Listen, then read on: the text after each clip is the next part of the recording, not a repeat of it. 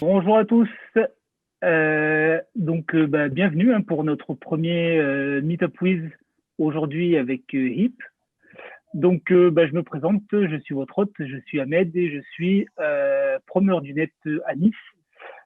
Promoteur du net, c'est quoi? Ce sont des personnes qui sont sur les réseaux sociaux auprès des jeunes et voilà, pour être auprès des jeunes, pour les aider, pour les conseiller, etc. Donc, je vais vous demander à tous de bien vouloir couper vos micros. Et voilà. Donc, on va commencer. Aujourd'hui, on accueille Hip, qui est joueur professionnel sur Valorant, précédemment Overwatch, et également, qui stream sur Twitch. Tu es là, Hip? Ouais, je suis là, Ahmed. Bienvenue. Hein. Merci, merci de ta présence déjà. Et je vais juste rappeler un petit peu ce que tu fais. Donc, je l'ai dit, hein, tu es streamer, joueur pro sur Valorant. Tu étais précédemment, on va en discuter sur Overwatch. Donc, comment on dit joueur pro e-sport ou rien à voir? Ouais, on peut dire joueur pro e-sport. Après, en effet, faut faire enfin, faut aussi préciser sur le fait qu'on est joueur pro sur un seul jeu, que c'est pas sur plusieurs jeux. Ouais, J'ai rencontré pas mal ok. de personnes qui pouvaient penser que c'était un truc général où en gros on pouvait faire de la compétition sur plusieurs jeux en même temps, mais c'est pas le cas. On est vraiment spécialisé dans un type de jeu et en général sur un jeu même précis, quoi. C'est pas on est bon sur, enfin, on est bon sur tous les FPS, mais on n'est pas pro sur tous les FPS. Donc ouais, spécialisé dans un jeu. Et FPS, pour ceux qui ne savent pas ce que c'est? C'est First Person Shooter, donc tir à la première personne en français. Ok, ok, super. Donc, t'es pas mal suivi. Hein. Sur Twitter, tu as 18,8 000 followers. Sur Mhm. Twitch, 18 400. Et sur Insta, 6 000. Donc, première question, est-ce que tu peux nous dire un petit peu comment t'en es arrivé là et ouais, ce qui t'a amené à devenir joueur pro déjà? Euh, Si je reviens tout au début, dans mon enfance, j'adorais faire du sport et je faisais beaucoup de foot, beaucoup de kayak et je faisais de Ouais. la compétition déjà à l'époque. J'avais toujours en fait cette envie de faire de la compétition, de me comparer à d'autres jeunes, etc. Et, euh, Et en fait, j'ai commencé à avoir des problèmes de santé à l'époque, ce qui m'a fait du coup forcer en fait à arrêter le sport et du coup, je me suis un petit peu mis à jouer au PC. Et je me suis rendu compte qu'en fait, sur le PC, bah, il y avait aussi de la compétition et je me démerdais pas trop mal. Donc, lorsque j'avais du temps, j'ai essayé d'un peu d'approfondir ce milieu-là et j'ai commencé du coup à faire de la compétition à côté de mes études. Et ouais, petit à petit, au final, j'ai réussi à me faire recruter. À l'époque, c'était chez Gamers Origin. Je sais même plus en quelle année c'était il y a à peu près 4 ans, je pense. Ouais. Où du coup, ils m'ont proposé mon premier contrat pro et du coup, j'ai décidé de tout lâcher et de continuer dans cette carrière-là, quoi. Donc, t'as arrêté les études du coup. J'avais arrêté mes études déjà. J'étais en Ouais. CDI. Ça faisait 2 ans que j'étais en CDI à Paris. J'avais D'accord. j'avais 20 ans. Et ouais, et du coup, bon, à l'époque, c'était un très très petit salaire. C'était sur Overwatch du coup, et ouais, c'était un salaire très très bas, mais je me suis dit que c'était peut-être le petit tremplin dont j'avais besoin. Et de toute façon, je commençais un petit peu à en avoir marre de mon boulot, je commençais déjà à penser à démissionner. Donc c'était une suite logique en fait de tenter l'aventure, quoi. Justement, tu me permets une transition facile. Euh, Comment on fait du coup pour devenir joueur pro comme toi? Parce que du coup, on sait que moi j'en connais plein hein, qui rêvent de devenir joueur pro et ils savent pas réellement comment se lancer. C'est compliqué, c'est pas comme on va dire le football pour prendre une comparaison facile où on est encadré dès le plus jeune âge, on suit des centres de formation, etc. Ça n'a vraiment rien à voir. À l'heure actuelle, si on a envie de devenir joueur pro, il faut jouer, et il faut réussir à se montrer. Sur Internet, moi j'ai réussi à me montrer premièrement sur Internet et ensuite en allant en LAN. Donc les LAN, c'est les événements où on se retrouve tous dans une même salle pour faire de la compétition, quoi, pour un tournoi. Ouais. Et donc c'est comme ça que je me suis fait repérer au début. Ça remonte même avant d'Overwatch, ça remonte sur Shootmania où j'avais commencé à faire des performances assez sympas, où je faisais partie des meilleurs joueurs en France, et on peut même dire du monde, vu que c'était un jeu français, on va dire que les joueurs français étaient les meilleurs sur le jeu en question. Et du Ouais. coup, même si je gagnais pas d'argent, je n'étais pas payé, j'avais pas de salaire, etc. Ça m'a quand même permis de rencontrer des personnes, on va dire, du milieu, ce qui a aidé en fait ma transition derrière quand je suis arrivé sur Overwatch, où j'ai eu, on va dire, un peu de facilité dans le sens où on me connaissait déjà et ça m'a ouvert des portes. Et du coup, bah, c'est ça en fait, c'est juste se faire reconnaître sur Internet, se Créer un faire réseau. reconnaître dans des bonnes compétitions, et du coup, derrière, Ouais. petit à petit, on va monter de niveau en équipe, et jusqu'à, si on a la chance, d'arriver pro, quoi. Bon, ça c'est plutôt cool. Ouais, tu te crées un réseau et de fil en aiguille, Ouais. t'arrives à monter, à te hisser. Bon. D'ailleurs, on disait tout à l'heure joueur pro dans un seul jeu. Ouais. En tant que joueur pro, donc on sait que les joueurs pro classiques, ils ont une hygiène de vie, ils s'entraînent quasi quotidiennement. C'est hyper compliqué. Comment ça se passe pour un joueur pro de jeux vidéo comme toi? En effet, lorsqu'on arrive à un certain niveau, faut. Alors, tout le monde ne le fait pas, hein. Je dis pas que 100% des joueurs le font, mais quand on arrive à un certain niveau, il faut avoir un certain planning, des certaines habitudes. Je sais que par exemple, un exemple qu'on peut prendre, c'est l'équipe de Vitality sur CSGO, qui en 2020 ont fait des très très beaux résultats, et c'est des mecs qui sont super bien encadrés, qui s'entraînent énormément. Ils ont une vraie routine où on les surveille, ils doivent faire un certain nombre, enfin des certaines séances de sport pour bah, physiquement rester au top, quoi. Ils font évidemment attention à leur alimentation, etc. Enfin, on retrouve un peu les mêmes exigences qu'on peut retrouver chez un Ouais, sportif de haut niveau, quoi. ok. Et c'est pas trop compliqué. Enfin, vous vous entraînez. Toi, là, tu as une équipe actuellement. À l'heure actuelle, non, je suis en transition justement. Mon équipe, ma récente équipe vient de se dissoudre à cause de bah, justement d'offres qu'on a pu recevoir à droite à gauche, et du coup on a des joueurs qui sont D'accord. partis. Donc on a été forcé un peu de dissoudre l'équipe. Moi, je suis en train de rechercher du coup une nouvelle équipe. Avec une Euh, équipe. C'était l'équipe KV Calem qu'on avait C'est faite, mais l'équipe. ouais, c'était un peu Ouais. le même principe qu'Ipipip pour le coup. Mais non, et du coup, ouais, enfin, les routines comme ça où on s'entraîne tous les jours, c'est beaucoup de sacrifices forcément. On peut pas forcément aller en soirée tout le temps, on peut pas aller, je sais pas, voir la famille non plus toutes les deux semaines, etc. Enfin, ouais, c'est beaucoup de temps que ça nous demande, beaucoup d'heures de jeu, et ouais, c'est clairement pas simple tous les jours, quoi. Ouais, je mets quoi. Du coup, tu t'entraînes tous les jours à raison de combien d'heures par jour? J'essaie de m'entraîner tous les jours. Après, je fais aussi des pauses Ouais. parce que c'est important de savoir faire des pauses. Ouais. Mais non, on va dire qu'en termes d'heures, on est pour un joueur professionnel de haut niveau, je pense qu'on est entre 6 et 10 heures, on va dire. Ça dépend des joueurs. Mais on va Par avoir jour. ouais, par jour. On va avoir un nombre Waouh. d'heures par équipe où bah, on s'entraîne en équipe contre notre équipe. On peut regarder aussi des vidéos de matchs pour voir, essayer de s'améliorer tout simplement et de comprendre les erreurs qu'on peut faire. Et aussi derrière, après, il y a le travail individuel.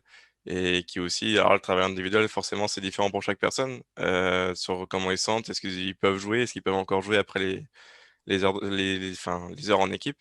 Mais ouais, Ouais. pour certains joueurs, tu peux aller jusqu'à 10 heures, voire même plus, pour les mecs qui jouent vraiment et qui peuvent beaucoup jouer. Moi, je suis pas un de ces joueurs-là qui peut jouer 10 heures par jour. Mais ouais, on va dire qu'entre 6 heures et 10 heures, je pense que c'est une bonne estimation, quoi. Ah, c'est pas mal quand même. Honnêtement, je m'attendais pas à autant Ouais, c'est beaucoup d'heures. d'heures de jeu par jour. Ouais. Alors après, c'est surtout pour le perso. C'est vrai qu'en équipe, par exemple en Overwatch League, là où on va dire que j'avais le planning le plus structuré, on avait 6 heures en équipe. On va dire qu'on avait 1 heure, 2 heures de vidéo en équipe aussi. Donc 6 heures de jeu, Ouais.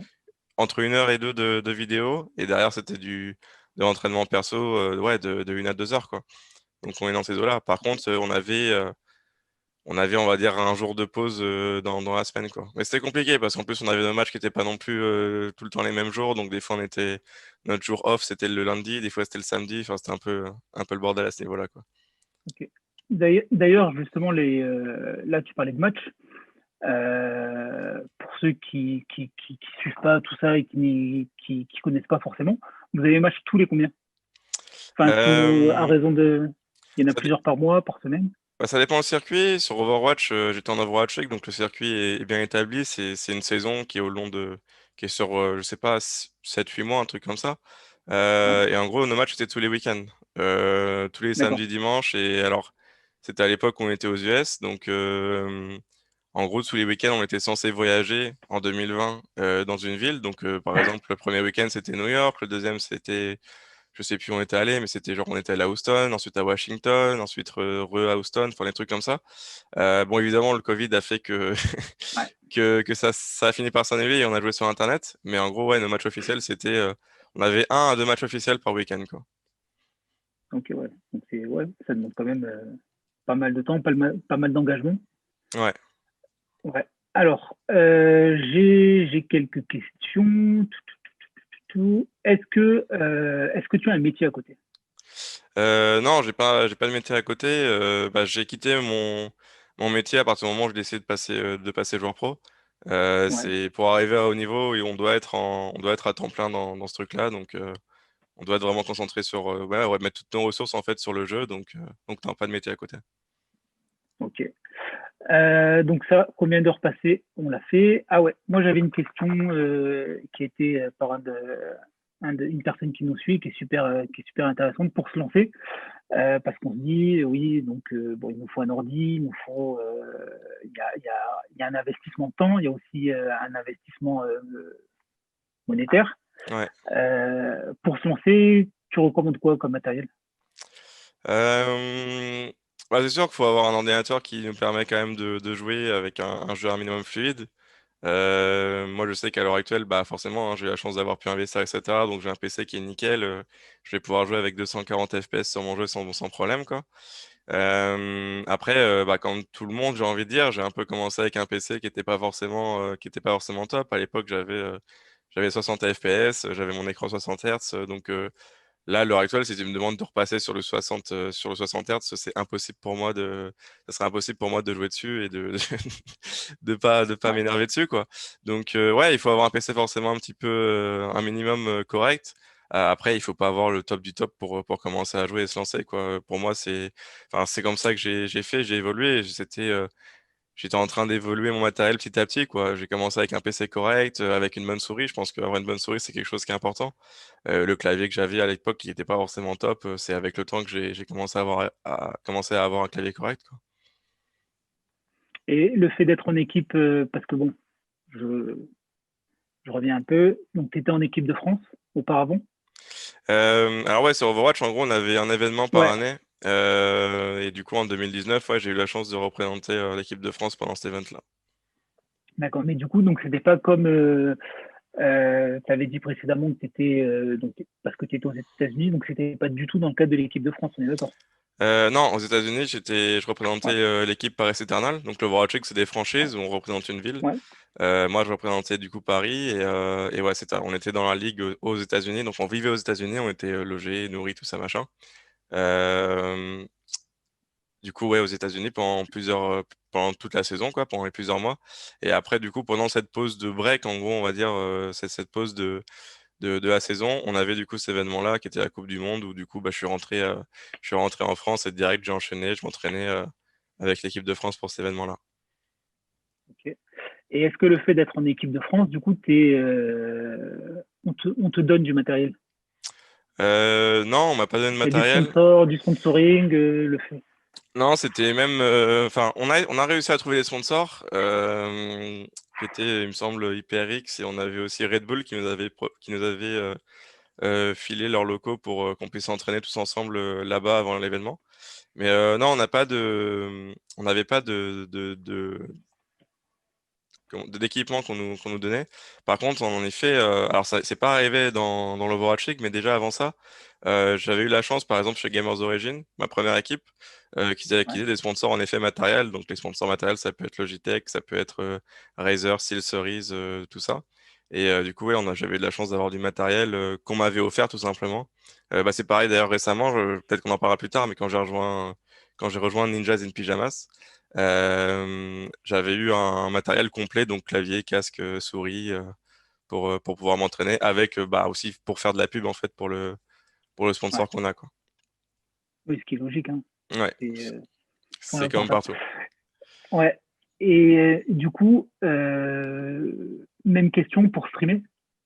Parce que du coup, Ouais, streamer, il bah faut du matos. là, streamer, en effet, il faut du matos, il faut du coup un meilleur matos que pour si on veut juste jouer. Vu qu'on diffère sur Internet, bah forcément, on upload des données et ça demande bah, du coup un meilleur matériel. Il faut aussi une bonne caméra. D'ailleurs, je viens de recevoir ma nouvelle caméra aujourd'hui.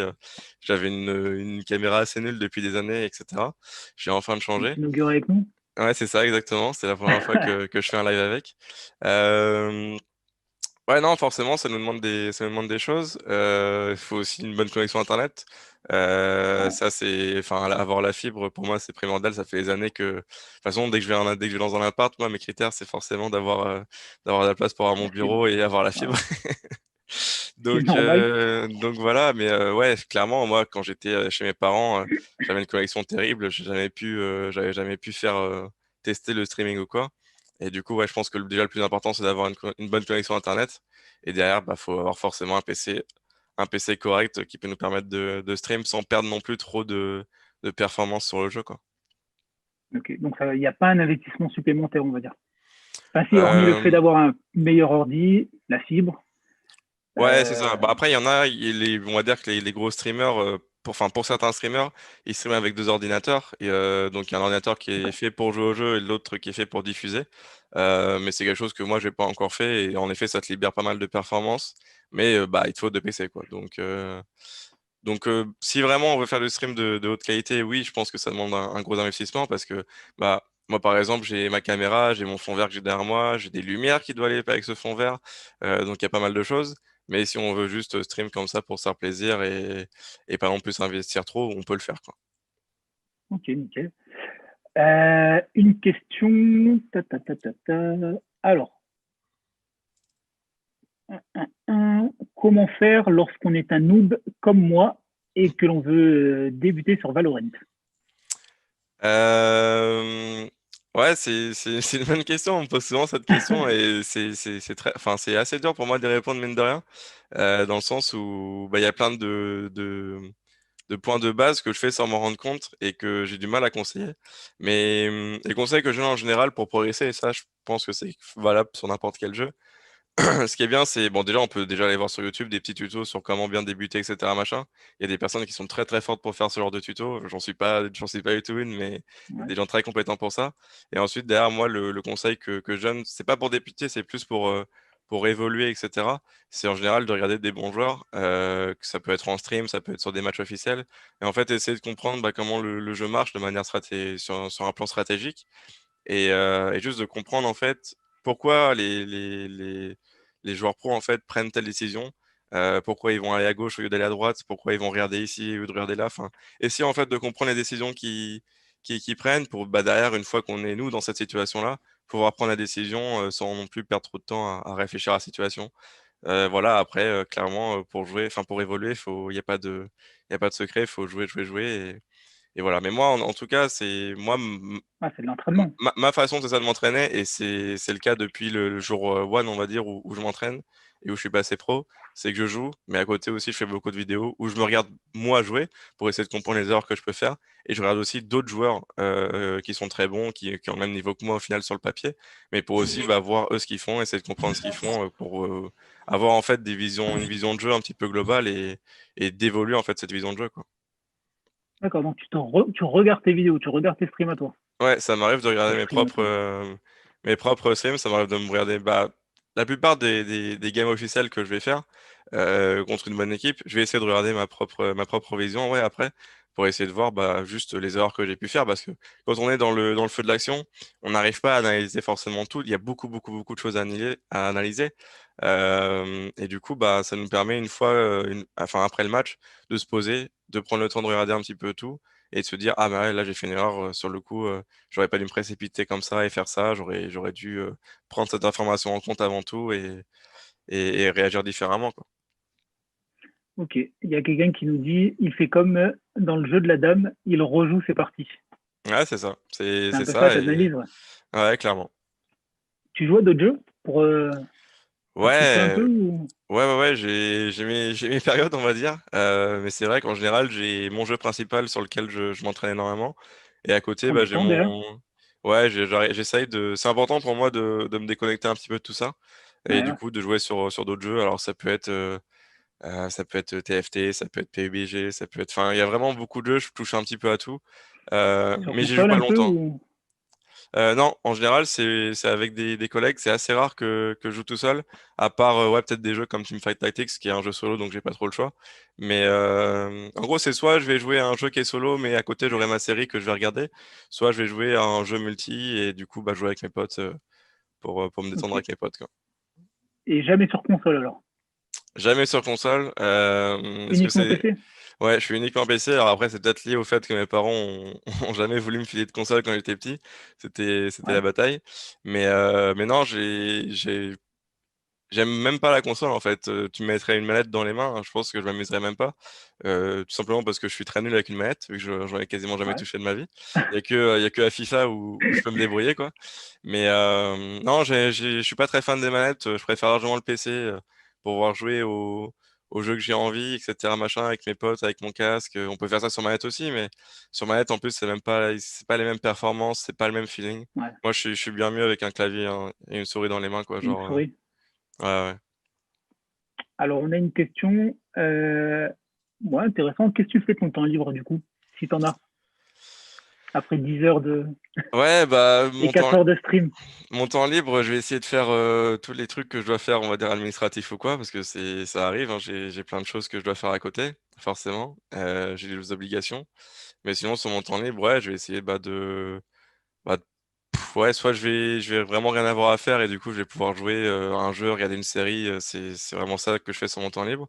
Ou alors, bah, toutes les conneries du quotidien, quoi. Faire les trucs administratifs, faire le ménage, les choses comme ça, quoi. Genre, je fais pas grand-chose d'incroyable pendant mon temps libre, quoi. En même temps, ouais, en même temps, en ce moment, on n'a pas grand-chose à faire, on peut Ouais, pas aussi, il faire y a ça. grand-chose non plus. Mais après, tu sais, Et Covid ou pas, confiné ou pas, en général, c'est toujours pareil pour moi. Il n'y a pas beaucoup de ouais, changements. ouais, du coup, ça c'est plutôt cool pour toi. Et est-ce que tu es déclaré en auto-entrepreneur Ouais, en tant que... Ouais, je suis déclaré en auto-entrepreneur depuis quelques mois. J'avais pas besoin de le faire quand j'étais en Overall-Check parce que j'avais un contrat de travail américain. Donc, ouais, je payais les impôts là-bas, etc. Mais vu que je suis rentré en France et qu'à l'heure actuelle, on n'a pas forcément un statut pour nous, les joueurs pros, très bien établi, très bien travaillé, etc. pour le moment. Même si ça avance, on n'a pas un truc. On peut avoir un contrat, mais c'est un contrat qui est avantageux, pas du tout pour nous les joueurs et pas du tout pas pour les équipes aussi. Donc les équipes n'ont ouais. pas trop envie de nous faire signer ce genre de contrat. Et du coup, ouais, on est un peu forcé d'être en auto-entrepreneur sur ça. Et ce qui est embêtant, c'est que même en étant auto-entrepreneur, on n'a pas un statut qui est forcément correct, quoi. On doit un peu contourner les trucs. Mais ouais, j'espère que ça va réussir à se développer pour qu'on puisse avoir un vrai statut, pour qu'on puisse cotiser, etc., quoi. Voilà, je pense que ça va... Enfin, j'espère en tout cas que ils prennent quand même vachement en compte là, tous les nouveaux jobs, notamment streamers, créateurs de contenu, etc. Donc je pense qu'il va Ouais. y avoir, enfin, il Bah, doit y avoir des avancées, je pense. bah, je sais qu'ils y travaillent, mais le problème, c'est que il faut aussi voir avec les autres pays de l'Europe. Enfin, il y a Ouais, ça me l'Union dépasse, européenne. c'est ça, ça me dépasse un petit peu, mais forcément, bah, pour les joueurs qui sont internationaux, eux, comment ils vont faire pour avoir les contrats, faut que ça soit aussi quelque chose qui aille dans le sens des autres pays aussi. Donc, c'est quelque chose qui me dépasse complètement, j'avoue. Mais je sais que c'est un sujet très complexe et je pense que ça va encore prendre un petit peu de temps. J'espère que ça ira vite, mais je pense que ça va prendre encore quelques années pour avoir vraiment un statut, Un vrai statut. un vrai statut, c'est ça, et Mm. qui contente tout le monde, quoi. Ok. Alors, là, je vais la lire, la question, si tu me permets. Alors, comment appréhende-t-il la suite, sachant qu'il dépend d'un jeu qui peut s'arrêter du jour au lendemain et que le phénomène passe tout naturellement? Y a-t-il une solution de secours? Consultant Game One, bascule sur un autre jeu? Bah, c'est forcément une question que je me pose assez souvent. Qu'est-ce qui se passe si demain le jeu s'arrête? Mais aussi, qu'est-ce qui se passe si demain, bah, moi, j'ai plus le niveau, en fait, pour continuer? Parce que Mm. forcément, il y a cette question qui se pose aussi. Euh, j'ai pas la réponse à ça.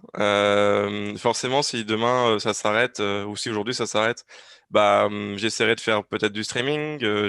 je pourrais aussi essayer de passer coach ou manager, etc. Au final, comme dans le sport traditionnel, quoi, il y a des portes comme ça qui peuvent s'ouvrir. J'ai la chance d'avoir une assez grande expérience à très haut niveau, donc forcément pour faire une transition sur du coaching, bah ça ferait sens et je pense que ça m'irait très bien. Donc ouais, il y a toutes ces réponses, on va dire. C'est quoi? Tu peux essayer de passer coach, tu peux essayer de passer manager, ou alors tu peux aussi essayer de reprendre une vie entre guillemets normale et de reprendre un taf. Il y en a qui l'ont fait et ça a très bien marché pour eux. Donc oui, il y a forcément des réponses. Après, bah voilà, forcément ça fait peur. Parce que bah sur notre CV, on a un gros vide, dans le sens où on a fait de la compétition et on n'a pas. Ouais. Enfin, pour certains entrepreneurs, ça peut faire peur. Donc ouais, c'est une question qui fait un petit peu peur, mais il y a des réponses et personnellement, ça m'inquiète pas à partir du moment où, enfin, je pense qu'à partir du moment où t'es motivé, tu peux trouver et, et faire en sorte que ça marche, quoi. Nickel. Bah écoute, je te remercie. Là, on en a fini sur YouTube, sur la diffusion YouTube. Donc, on va se retrouver sur Zoom avec les autres personnes pour qu'ils puissent te poser leurs questions Ouais, via eux-mêmes. Pour les autres, merci beaucoup d'avoir participé à ce live, nous avoir regardé, d'avoir écouté HIP.